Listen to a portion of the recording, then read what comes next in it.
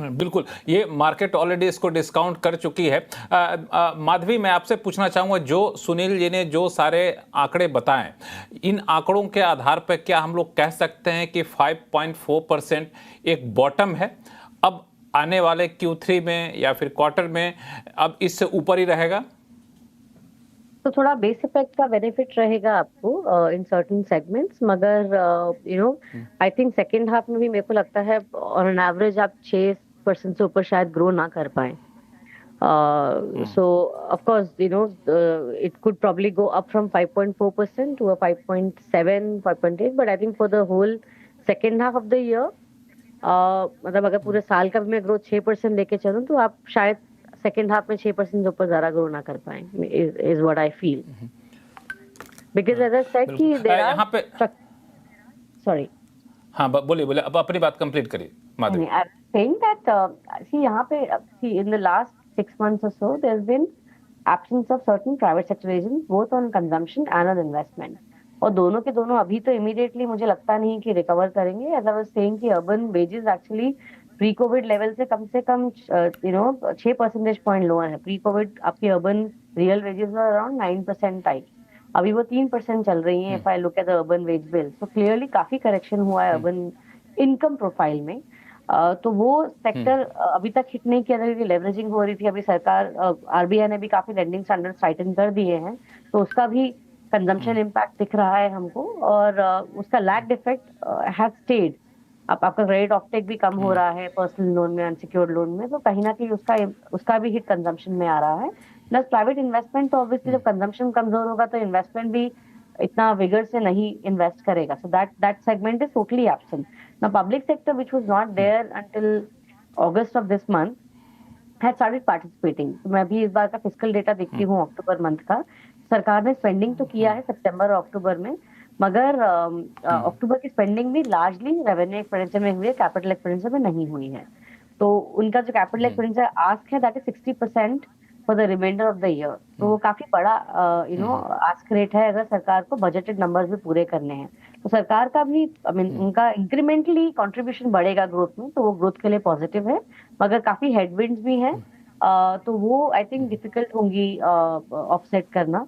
तो second, you may सी कि this could be like probably a trough in terms of GDP growth, मगर बहुत secular uptick भी नहीं दिख रहा है हमको यहाँ से. बिल्कुल. मैं शुभमय आपके पास आऊंगा, 1 मिनट. सुनील जी कुछ ऐड करना चाहते हैं. सुनील सुब्रमण्यम साहब, आपने शॉर्ट टर्म जीडीपी फोरकास्ट की बात करी, तो बेस्ट इंडिकेटर होता है पीएमआई, परचेसिंग मैनेजर इंडेक्स. और अभी अभी अक्टूबर के आंकड़े जो सामने आए हैं उसमें मैन्युफैक्चरिंग का 57.5 आया है कंपेयर टू 56.5, और सर्विसेज का 58.5 आया है कंपेयर टू 57. यानी दोनों मैन्युफैक्चरिंग और सर्विसेज पे आए 1% बढ़ चुके हैं अक्टूबर ओवर सितंबर.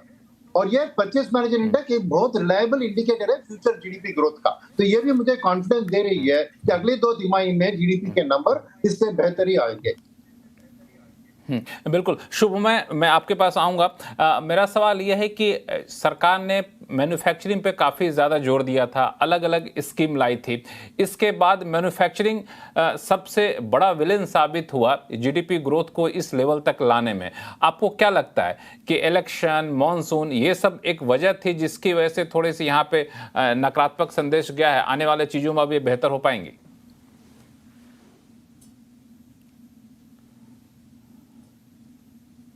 लक्ष्मण जी, मैं आप म्यूट पे हैं. कब बात? हाँ नहीं, अभी आपको मेरा आवाज मिल रहा है? हाँ, बिल्कुल मिल रही है आवाज आपकी. राइट. तो मैं ये कह रहा था कि मैन्युफैक्चरिंग की जो बात आप कर रहे हैं वो और जो सीजनल फैक्टर्स है दोनों अलग अलग है, और उसको मैं अलग अलग से देखता हूँ. मैन्युफैक्चरिंग में सरकार की जो एफर्ट्स हैं कई सारे सेक्टर्स में, जिसका आपने भी बहुत तबीयत से रिपोर्टिंग किए हैं, काफ़ी डिटेल्स दिए हैं, वो उन सबका इम्पैक्ट अभी आने में टाइम लगेगा. वो seasonal quarter to quarter growth rate में उसका फर्क नहीं दिखता है और दिखेगा भी नहीं. जिसलिए मुझे लगता है कि मैन्युफैक्चरिंग की जो नंबर्स लो आए हैं वो इंटरेस्टिंग है, क्योंकि जीडीपी जो क्वार्टर ऑन क्वार्टर का जो डेटा आता है वो बेसिकली आईआईपी नंबर्स पर ही तैयार होता है, जैसे आप जानते हैं। बाकी सारे सेक्टर्स के ज़्यादातर हद तक इम्प्यूटेड रहते हैं, क्योंकि जीएसटी का जो फिगर्स होते हैं वो अभी भी जीडीपी में डायरेक्टली सारे सेक्टर्स के इंक्लूड नहीं किए जाते हैं। हालांकि अगर जीएसटी अगर इंक्लूड किया जाए तो शायद डेटा कुछ अलग आए। तो मैन्युफैक्चरिंग का जो सॉफ्टनेस जो दिख रहा है वो गवर्नमेंट के जो इन्वेस्टमेंट प्रायोरिटीज हैं उससे हटकर है, क्योंकि ये लॉन्ग टर्म ट्रेंड्स की बात है। शॉर्ट टर्म में क्वार्टर ऑन क्वार्टर मैन्युफैक्चरिंग किस तरह का फ्लक्चुएट कर रहा है उसके ऊपर ही ये जीडीपी का डेटा है। और सीधा साफ है कि चूंकि वो काफ़ी manufacturing was a shocker this time, इसलिए जीडीपी रेट इतना कम आया है। तो दिस इज मोर और लेस जीडीपी का ट्रेंड का बेसिक वजह अगर आप देखें। इंटरेस्टिंग चीज़ ये है कि ये स्लो डाउन की अगर हम बात करें, स्लो डाउन एक क्वार्टर में स्थापित नहीं होता है, जिस तरह से एक क्वार्टर में रिसर्जेंस भी नहीं आता है। इसीलिए मैं लास्ट क्वार्टर में जो अपबीट नंबर्स आए थे उनके सिर्फ उन्हीं के बेसिस पे हम ये मानने के लिए तैयार नहीं थे कि इकोनॉमी में रिवाइवल आ चुका है। ठीक उसी तरह से I am not willing to given economy में सडनली एक तरह से like bottom has dropped out of the market, ऐसा dropped out of the economy, ऐसा भी नहीं है। द इकोनॉमी में कंपेयर टू लास्ट फिस्कल, इस साल इकोनॉमी में the growth rates are muted, कम है ऑलमोस्ट हर क्षेत्र में। और जैसे आप इन्वेस्टमेंट की बात कर रहे थे कि government investment, central government investment first quarter में बिल्कुल ही कम था, सेकेंड क्वार्टर में बढ़ा है। इनफैक्ट आप फर्स्ट क्वार्टर और सेकेंड क्वार्टर में अगर आप देखें तो इन्वेस्टमेंट में गवर्नमेंट का जो ग्रॉस फिक्स्ड कैपिटल फॉर्मेशन है वो काफी जंप है, 45% है, बट फर्स्ट क्वार्टर के में वो और बहुत ही कम था। यानी कि वो चीज बढ़ने, लेकिन उसके बढ़ने के बावजूद भी जो नंबर्स आए हैं वो मुझे बताता है कि थर्ड क्वार्टर में जाके इनका इफेक्ट आएगा। गवर्नमेंट का जो लैग्ड इन्वेस्टमेंट थर्ड क्वार्टर में जाकर के इनका इफेक्ट आएगा थर्ड क्वार्टर में चल के। बिल्कुल। राजीव कुमार जी हमारे साथ जुड़ चुके हैं, जो कि नीति आयोग के पूर्व उपाध्यक्ष हैं और पहले इंडिया फाउंडेशन के चेयरमैन भी हैं। राजीव कुमार सर, आपका स्वागत हमारे शो में। हम लोग अब तक चर्चा कर रहे थे जीडीपी के जो ये आंकड़े आए हैं उसके पीछे दरअसल वजह क्या है और क्या अब ये बॉटम आउट होता हुआ दिख रहा है। मैं आपसे सीधा सवाल लेकर के आऊँगा, इन आंकड़ों के पक्ष में या फिर आंकड़ों को सपोर्ट करने के लिए सरकार की तरफ से खासतौर से मुख्य आर्थिक सलाहकार ने जो दलील दी उनमें उनका कहना था कि बाहर के फैक्टरी बहुत ज़्यादा जिम्मेदार थे। यूएस में इलेक्शन हो रहा था, कई जगह युद्ध जैसे हालात थे, ये सब वजह थे जिसकी वजह से हम इस लेवल तक आ पाए हैं। तो आपको लगता है कि ये जो एक्सटर्नल फैक्टर है वो अब धीरे धीरे सॉफ्टन होता जा रहा है और आने वाले दिनों में हम इसका इफेक्ट देखेंगे सकारात्मक तौर पर?